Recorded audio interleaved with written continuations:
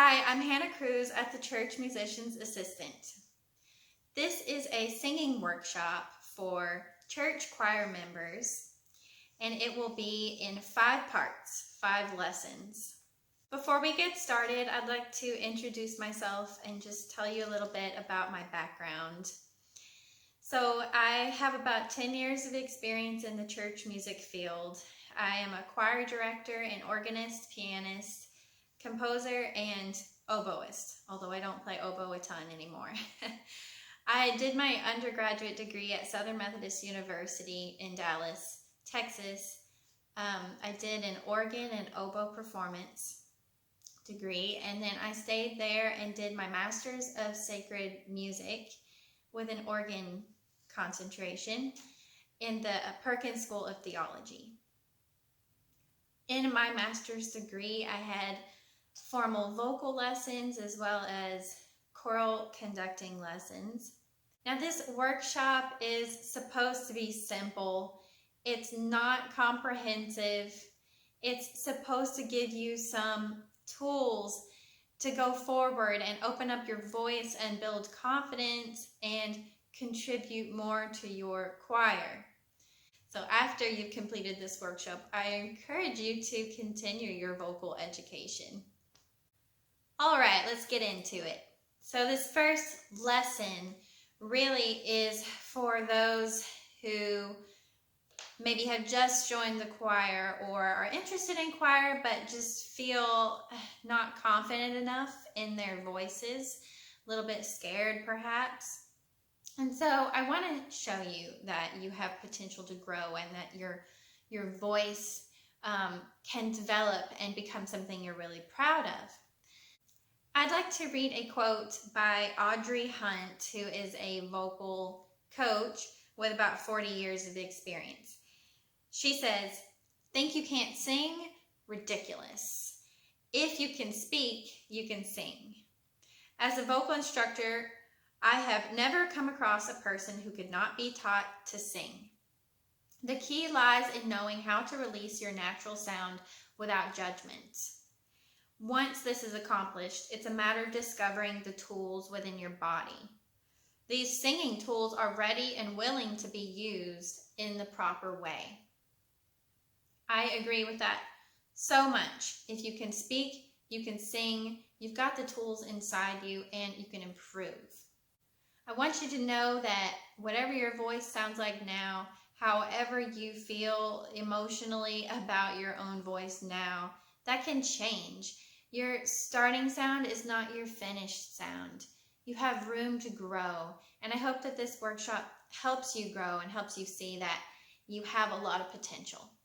So now I want us to get in touch with our speaking voices, because if we can speak, we can sing.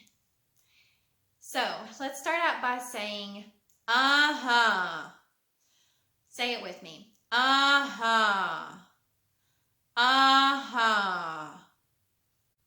Now on the second syllable, the huh part of uh-huh, I'd like you to sit on that and try to level it out and find a pitch to rest on. Uh-huh.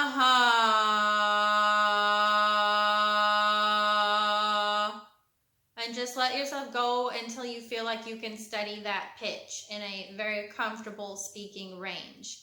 So try that now.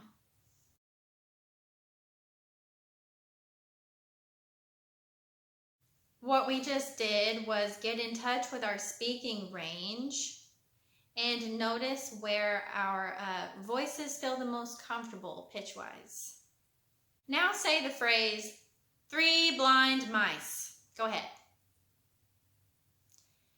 You should notice that the pitch of each word relative to each other descends. So the pitch gets a little bit lower on each word. 3 blind mice. Now try to transition that into actual pitches in your speaking range. 3 blind mice, 3 blind mice. You try.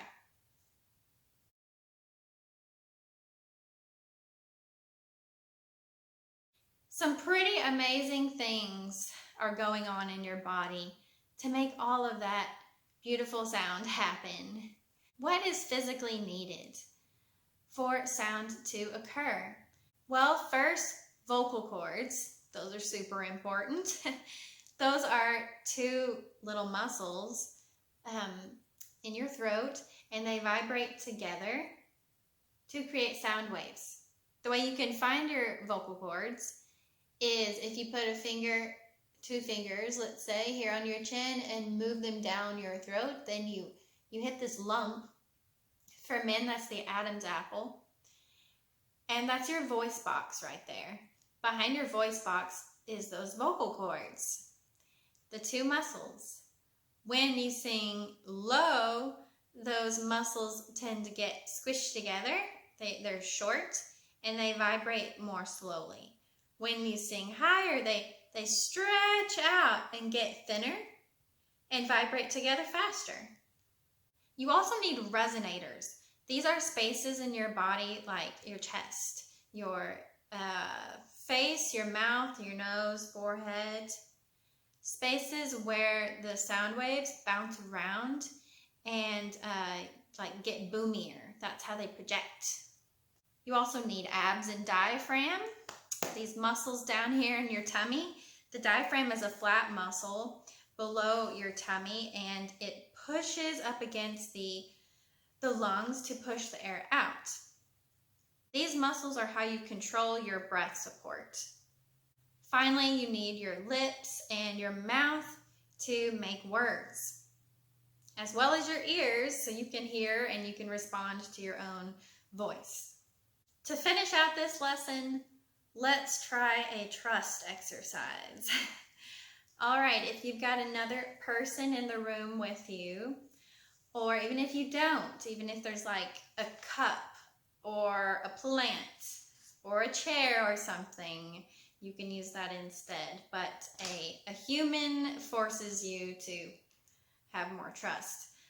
So what you're going to do is you're going to start making small talk with this person or this object, and you're going to find that speaking pitch, that really comfortable sort of monotone pitch that we found earlier. And you're just going to converse on that pitch, and you can be silly. This is not meant to be serious.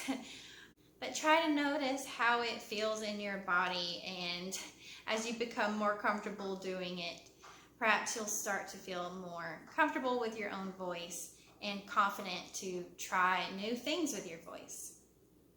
So do this for a bit on your own time, and I hope I will see you in the next lesson, which will be about breathing and breath support. So until next time, happy singing.